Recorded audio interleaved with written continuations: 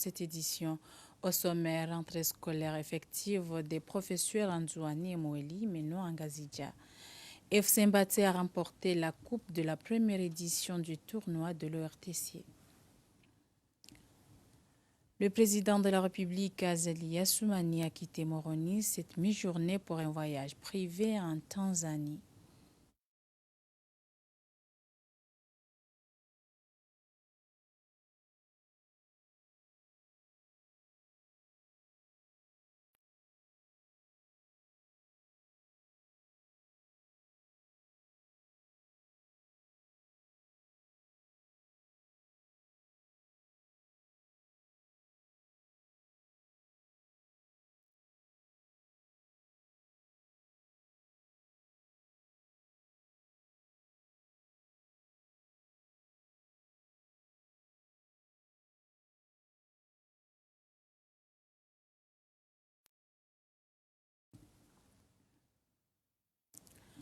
Avant de s'envoler, le président s'est rendu à Nzouani pour une visite de travail de quelques jours.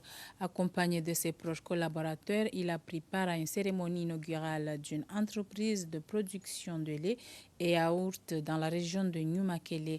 Sa présence lors de cet événement témoigne de sa volonté de soutenir une telle initiative, vecteur de développement socio-économique de par le pays.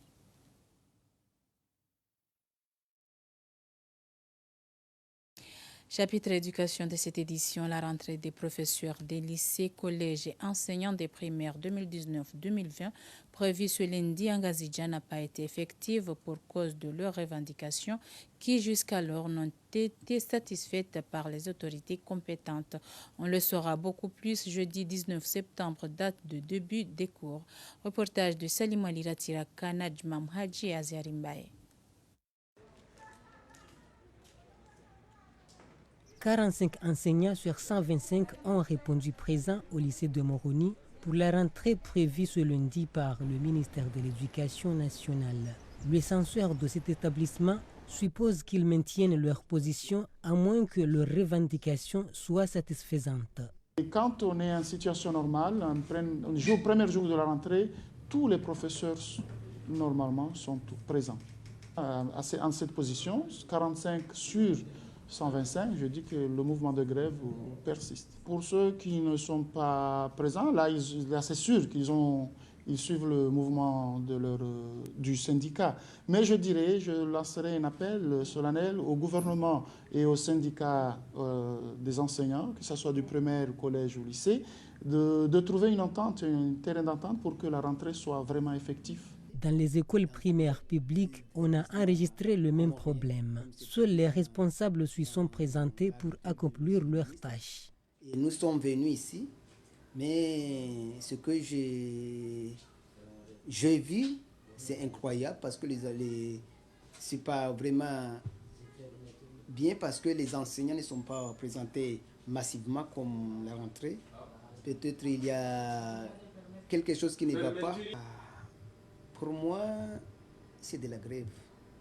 C'est la grève, mais moi, je respecte l'arrêté du ministre. On a rentré à l'école. Les enseignants, comme c'est prévu, aujourd'hui les 16, c'est la rentrée des enseignants. Les 19, la rentrée des élèves. Mais seulement, je suis vraiment... parce que je vois que la rentrée, les enseignants n'ont pas fait la rentrée. Non. Les quelques enseignants qui ont répondu présents dans les établissements scolaires ont été considérés par leurs semblables comme sous-informés. Généralement, moi je me demande, ces enseignants se sont présentés comment? Soit ils étaient mal informés, ça peut se dire. Ils étaient mal informés, et s'ils sont mal informés, ça veut dire qu'ils se sont présentés sans pourtant vouloir. Et le comble de malheur, je pense pas que ces enseignants-là peuvent quand même se déclarer convaincus qu'ils seront vraiment présents à l'école. Ce qui est malheureux. En dépit de ce boycott dont fait preuve les enseignants dans les écoles publiques, certaines écoles privées ont respecté le calendrier établi par le ministère de l'Éducation nationale. La rentrée s'est très bien déroulée, comme d'habitude. Les parents d'élèves ont répondu à l'appel. Nous avons lancé les communiqués dans les réseaux sociaux. tous les médias, même dans le journal, je pense à la Gazette. On avait envoyé le communiqué, les parents ont répondu. Bon, les quelques élèves, que je dis bien quelques élèves qui n'ont pas répondu, ce sont les élèves qui ont des soucis de santé vu la prise des médicaments qui est actuellement dans le pays. Les parents qui ont inscrit leurs enfants dans les établissements privés sont euphoriques devant les écoles en attendant la sortie de leurs enfants. Ceux qui ont inscrit les leurs dans les établissements publics attendent la fin de l'impasse entre enseignants et gouvernement.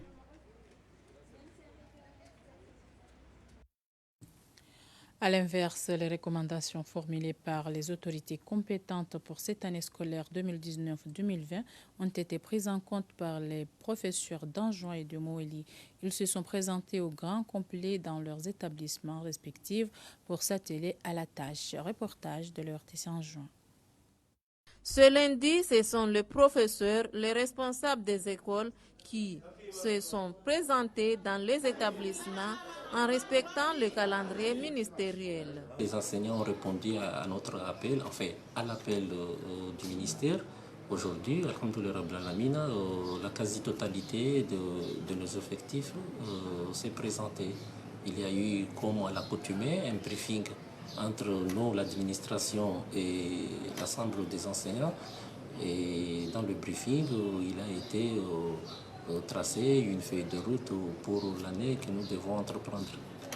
Au collège rural de Hombo, comme dans les autres établissements, les professeurs se sont présentés et ont saisi l'occasion d'implorer Allah pour un bon déroulement de l'année scolaire 2019-2020. Abdourahman Sharif, le directeur de l'enseignement secondaire sur l'île d'Nzouani, a parlé de la rentrée de ce lundi. Les préparatifs sont bien faits d'après les établissements. Pour les élèves, ils vont reprendre le chemin de l'école le lundi 19 septembre 2019. À Moélie, les enseignants ont répondu présent à l'appel lancé par les autorités compétentes pour cette rentrée scolaire 2019-2020. L'on peut dire que la rentrée a été effective dans l'île. Le reportage de Bakar Kassim et Nayam Seydomar. Ici, à Mohélie, à l'instar des autres îles sœurs, la rentrée scolaire de cette année 2019-2020 a débuté dans les différents établissements scolaires publics. Au lycée de Fomboni, tôt dans la matinée de ce lundi, les enseignants se sont présentés en vue de répartir le programme annuel de cette année. Répartis selon les matières, ils se concertent sur la façon dont ils souhaitent procéder pour respecter le programme établi par le ministère et être au même diapason que les autres établissements publics, tout comme privés. C'est une manière d'obtenir des meilleurs résultats au niveau de l'île à la fin de cette année. Donc aujourd'hui, on est venu tout simplement en suivant l'initiative du proviseur avec la coordination des établissements privés, juste pour faire une répartition et une production annuelle du programme. Donc on veut avoir, chaque enseignant doit avoir un programme harmonisé et un nombre de chapitres répartis suivant chaque trimestre. Jusqu'à présent, toutes les conditions ne sont pas réunies selon le proviseur du lycée de Fomboni, mais le programme est tout de même maintenu. Les cours sont prévus débuter le 19 septembre prochain. Et pour que les résultats soient satisfaisants, le proviseur a mis l'accent sur la responsabilité que doivent démontrer les parents et l'assiduité des élèves. Dire que les conditions nécessaires sont réunies, certains sont réunis, certains non. Par exemple, les emplois du temps sont déjà prêts. Malheureusement, les affectations pour les enseignants, pas encore. Espérons que la fin de cette semaine, nous aurons les affectations des enseignants. Ils espèrent que d'ici là, ils seront payés. Et je sais que ça, c'est parmi les priorités de l'État pour que les travailleurs soient payés à temps. Donc nous espérons que les enseignants, nous serons payés le plus tôt possible. Donc je sais que les élèves sont appelés le jeudi 19 septembre. Et nous, au niveau de l'administration, nous avons déjà nos crés. Les salles sont prêtes pour accueillir les élèves. Pour cette année, l'effectif des élèves est évalué à 600. Nous avons déjà prévu cette année, vu nos prévisions, 22 classes. De ce fait, nous avons établi notre emploi du temps et les enseignants, en majorité, ont pris leur emploi du temps. Donc, comme je vous ai dit, nous aurons à peu près cette année 22 classes, reparties 6 classes de seconde, 6 classes de première et 10 classes de terminale. La rentrée scolaire de cette session 2019-2020 au niveau de Mouhili s'est bel et bien déroulée. La politique envisagée par le proviseur du lycée de Fomboni est de faire en sorte que le taux de réussite soit élevé par rapport aux années précédentes.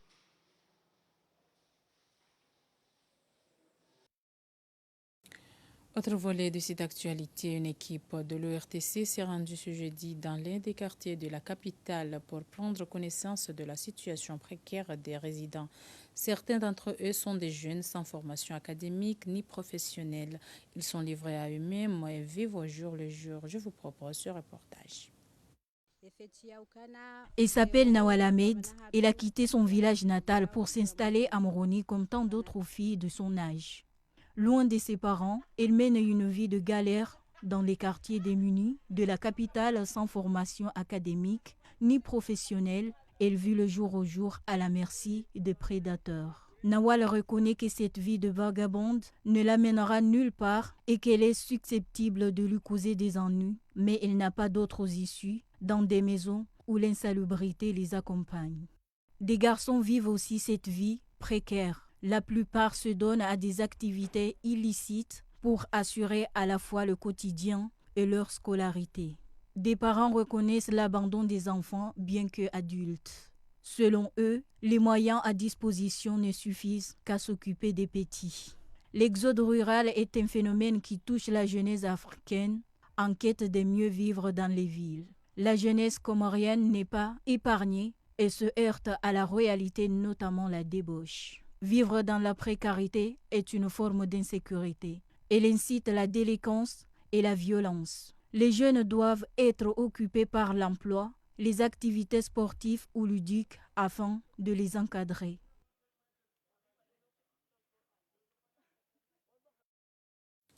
Est-il besoin de vous rappeler que FC Mbaté Moeli s'est emparé samedi au stade de Moroni de la Coupe ORTC en venant à bout 6 buts à 5 de FC Ouani à l'issue de l'épreuve fatidique des tirs au but. À la fin du temps réglementaire, les deux équipes se sont séparées par un score de parité, un but partout. Mwanadjouma Papali. Jamais une équipe de Mouali n'avait montré autant de qualité à tous les postes que FC Mbaté. La récompense est donc la Coupe ORTC, décrochée à l'issue des épreuves fatidiques des tirs au but, 6 buts à 5 face à FC Ouani. C'est pourtant cette formation de Nzouani autoritaire dans les jeux qui avait ouvert la marque au cours de la première mi-temps, mais FC Mbaté, loin de se laisser déstabiliser, a pu rétablir l'équilibre face à Ismaël sur pénalty. Dès lors, les deux formations se créent des occasions, mais pas au point de prendre le meilleur sur son adversaire, faute de métier dans la surface de réparation. Ils auraient dû donc se départager lors des tirs au but, et c'est donc FC Mbaté qui s'est montré plus efficace pour le titre de champion. Le directeur général de l'ORTC s'est réjoui de l'issue heureuse de cette compétition organisée pour la première fois par son institution pour la promotion du football. Pour FC Ouani, cette désillusion marque la fin d'une aventure où il s'est passé dans toutes les émotions.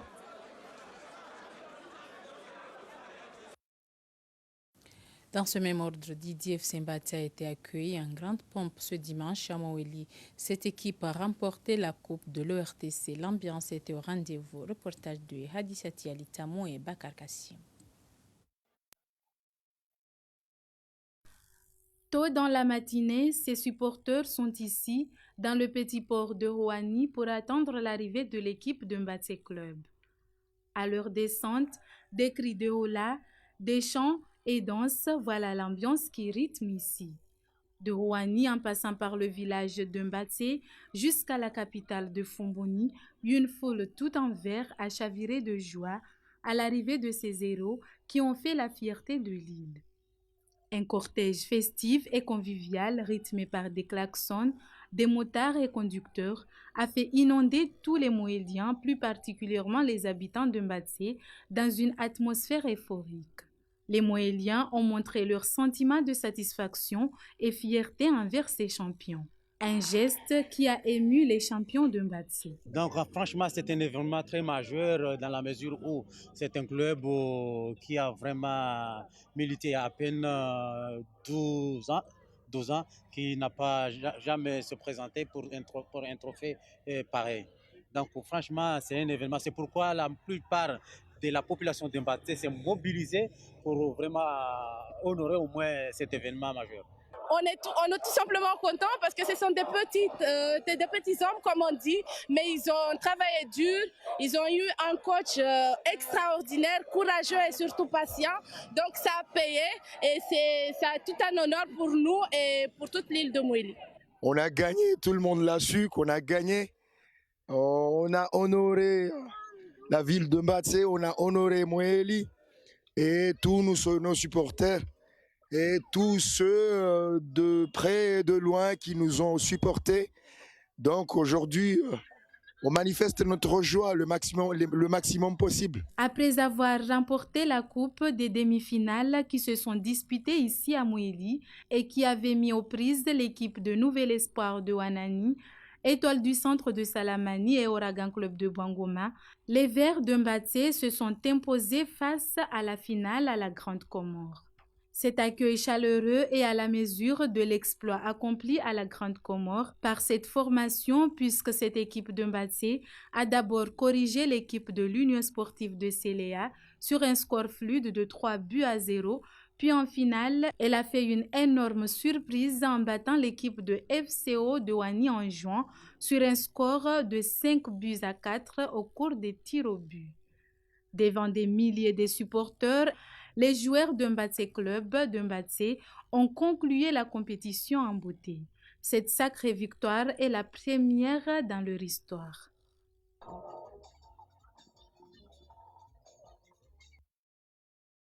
En international, de grands sites de la compagnie pétrolifère saoudienne Aramco ont été la cible ce dimanche d'une attaque d'envergure menée par 10 drones. L'attaque a été revendiquée par les Houthis en guerre au Yémen contre les autorités de ce pays. Je vous propose ce reportage de TV5 Monde. Sur ces images amateurs, l'incendie fait déjà rage lorsque plusieurs explosions éclatent. Il est environ 4 heures locales. Incendie maîtrisé, assurent les autorités saoudiennes au lever du jour. 2 installations pétrolières majeures, la plus grande usine de traitement d'Aramco d'une part, l'un de ses principaux champs pétroliers de l'autre, ont été attaqués par drones à Abqaiq et Khoraïs. Les rebelles Houthis, soutenus par l'Iran, revendiquent l'attaque quelques heures plus tard. 10 drones ont frappé les sites d'Aramco à Abqaiq et Khouraïs dans l'est de l'Arabie saoudite. Nos opérations militaires sont une riposte légitime aux agressions criminelles et au blocus de notre pays depuis 5 ans. Le porte-parole des rebelles promet d'intensifier les attaques si l'Arabie saoudite et ses soutiens arabes et occidentaux poursuivent leur raid anti-Houthis. 5 ans de guerre meurtrière et une capacité de nuisance affirmée face à Riyad, qui annonçait la destruction d'un entrepôt d'armes et de drones à Damar il y a 2 semaines. Une prison, selon la Croix-Rouge. Et donc ce samedi, la 3e attaque Houthi en 5 mois sur des installations pétrolières saoudiennes. Contexte, Riyad prépare l'introduction en bourse d'Aramco, premier producteur et exportateur mondial de pétrole. Elle était prévue initialement en 2018 et a été reportée en raison de la chute des cours mondiaux du brut. Comme vous l'avez entendu du prince Abdelaziz, Cette entrée en bourse aura bientôt lieu. Nous sommes prêts. Mais Riyad n'est pas à l'abri d'attaques préjudiciables à ses intérêts et à l'équilibre pétrolier mondial. Même si les autorités l'assurent, les exportations saoudiennes de pétrole n'ont pas été affectées ce samedi. Nous vous rappelons les principaux titres de cette édition. Rentrée scolaire effective des professeurs Anjouani et Moueli, mais non Angazidja. FC Mbaté a remporté la coupe de la première édition du tournoi de l'ORTC. C'est la fin de ce journal. Merci de l'avoir suivi et bonne suite de programmes sur l'ORTC. Au revoir.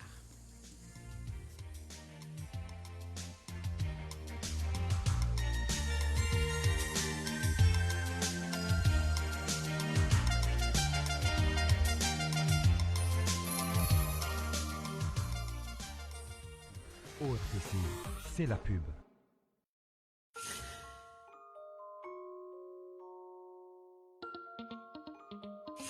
Salam alaikum. Salam alaikum. Salam alaikum. Assalamu alaikum. Vous voulez savoir comment faire pour activer le forfait Ouriflash de 500 francs? C'est simple, entrez le code étoile 126 étoile 2 J. Avec ce forfait, vous aurez 1 giga d'internet avec un débit de 10 mégas par seconde pendant 48 heures pour profiter de la 4.5G de Comores Télécom.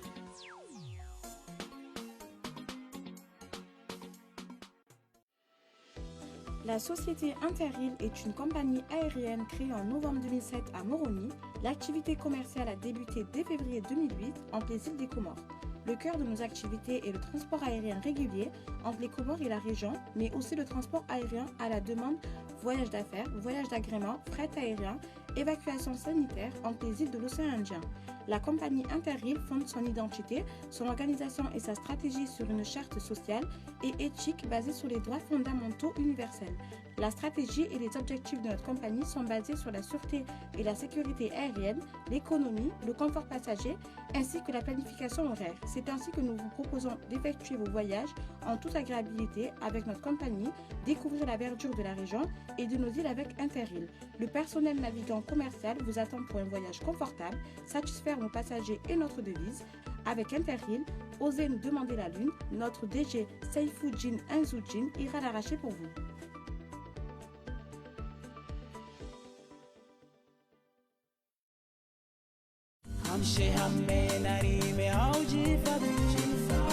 wade wankaya ngau wao na halani unu wade ulio na dalao mrumshe mrumme shababi ikanga wena nkoa yazidi ya